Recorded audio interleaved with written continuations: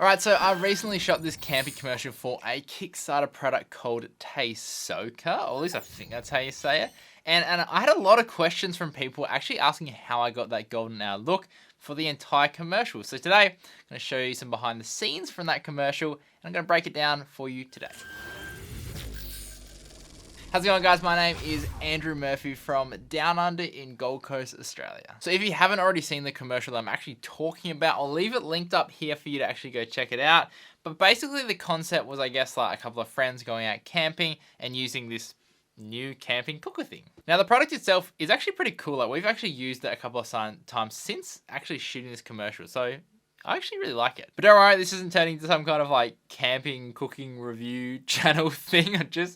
It's just a commercial that I was shooting. So the location that we actually shot at was a private camping ground that I actually found using a site called HipCamp. And I guess it's kind of like, like everything like Airbnb, but for camping, I guess. And it made it super simple to actually find like a private spot that we could use to shoot at. The place I actually booked had this really nice opening surrounded by trees, which blocked most of the lights, which was actually perfect because it meant that I could actually control all the light and I guess like add my own lights in where I actually wanted them to be. Usually the tough part about working outdoors is that you're limited to the angles that you can shoot because of the direction of the sun, I guess the time that you actually shoot it.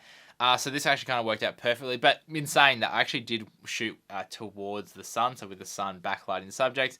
But it's just not that noticeable because obviously the trees are in the way and you couldn't really see the sun anyway. Right, so let's jump straight into it, not waste any time. Now I'm hoping that this breakdown kind of helps you understand how to light different situations, both interior and exterior, but in a way that kind of looks natural, I guess. But it's still quite stylistic and creative as well. So firstly, the commercial starts in a car, and for this particular shot, I just used a Nanlite Tube 15X. I didn't use it, Jason was holding it while he was shooting BTS as well. What a bloody legend. And I guess the way that we kind of set it up was acting like it was a sunroof sort of thing. So that is why the light looks quite natural sort of thing, and it's in a direction that you would, I guess, see naturally if you were inside a car with a sunroof. And the 15X tubes were just enough. I think they were on 100% to basically balance with the outside light. Now, without this fill, if you just wanted to try shoot it all natural, you wouldn't be able to expose for the outside light and keep detail on the inside. Like, it would just be completely black inside.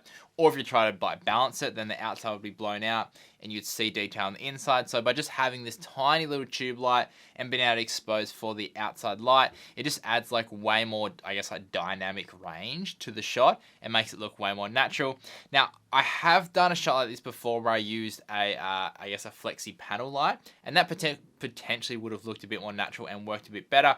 But just for the sake of like speed and because we didn't have a lot of time to actually shoot this commercial, I just chose to get Jason to hold a tube light because literally 2 shots and then we're done. Now, because we were shooting in the bush, we had no access to power, so we had to bring a power source, and I just have this little, I think it's a 2.2 or 2.5 kVA generator, which basically means that, so 2.2 kVA means that you can run, I guess, 2200 watts of power through it.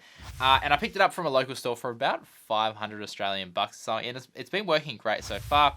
It has enough power to basically comfortably power, say, like my Forza 300B at 100% without the actual generator like revving up too much, because that was one of the big problems, is that if you run too much, obviously it can handle like 2200 watts of power, but it just means that it's going to be constantly revving its tits off, and it's just way too loud, especially if you're trying to get audio as well when you're shooting. So now the key light that I used was the Nanlite Forza 300B. I freaking love that light. It's just so versatile, having that bicoloredness to it, so you can adjust the color temperature. But the key to getting all the shots in this commercial was this FL-20G Fresnel lens, and this thing, honestly, one of my favorite modifiers since I got it, and that is for 2 reasons. So number one, it actually increases the output of the light significantly. Like, I'm pretty sure when you focus it right in, it ends up being like 4 times as bright as the normal output. It's just freaking insane.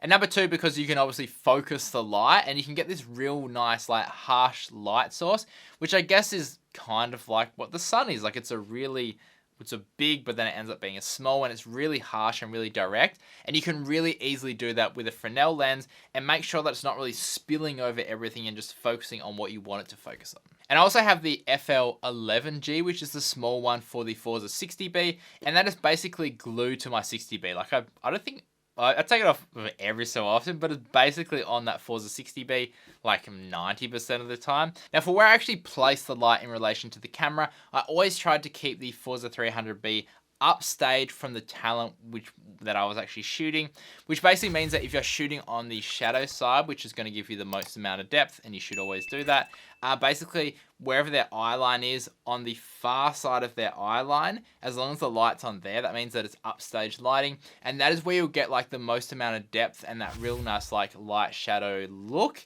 and it just makes everything looks so much better. And honestly, this is by far the easiest way to create a ton of depth in your shots, and also just make them look like visually interesting as well, without basically any work at all. Now, there definitely were some shots in this commercial where I broke that rule, but mainly because we just didn't have enough time to kind of like move lights around constantly. I just kind of like tried to quickly get as much as I can in the time that we were allocated to shoot this commercial. So then once we actually set all this up, we basically just went through the process of setting up this product. We shot a few key moments like chopping up the ingredients for the pizza, putting the pizza into the oven. And then once it got dark enough where we could set up the final tent scene, we basically just started setting that up. So this was probably my favorite looking scene from the entire commercial, but it's also the most complex as well. So for this particular shot, we have a few things going on. So firstly, inside the tent, I hid a PavoTube 15X behind the actual cooker product on that fire mode, and that is what's actually lighting up our subject for the most part anyway, because the light from the actual, like, I guess, cooker wasn't that bright, and having it on that fire effect basically just simulates what it would look like naturally, and it does look quite natural. Like if I didn't tell you, you potentially might have thought that the light was all coming from just that cooker. And again, because I had it on the far side of the cooker, it means that it's upstage lighting from our talent, and that's why it looks so good, and it adds nice amounts of depth to the image. Next to the right of the frame, I had the mix panel 150, and that was set to I think about 7500 Kelvin to simulate moonlight, but also backlight this smoke as well so we could actually see it. So this is a key thing that you need to remember. If you are shooting anything like smoke or rain, you need to backlight it, because essentially it's clear, like it's really hard to see without backlighting it. And what backlighting does is it catches all the edges, especially on rain, and it really illuminates it and allows you to actually see it much, much better. Then to the left of the frame, we had a PavoTube 30X, and I think this was literally set to like 1% or something.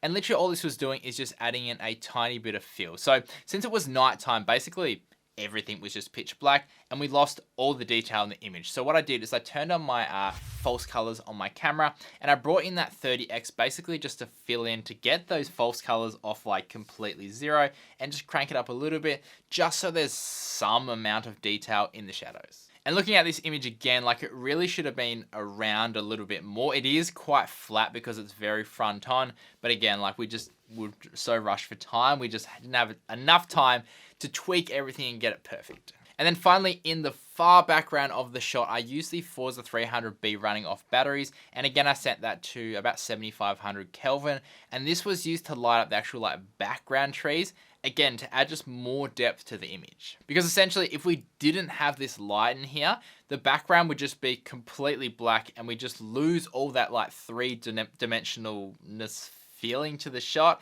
And essentially that's what we're trying to do. Like we're shooting a 3D scene on a 2D medium, so anything we can do with lighting to make it look more 3D or add more depth is what we need to do.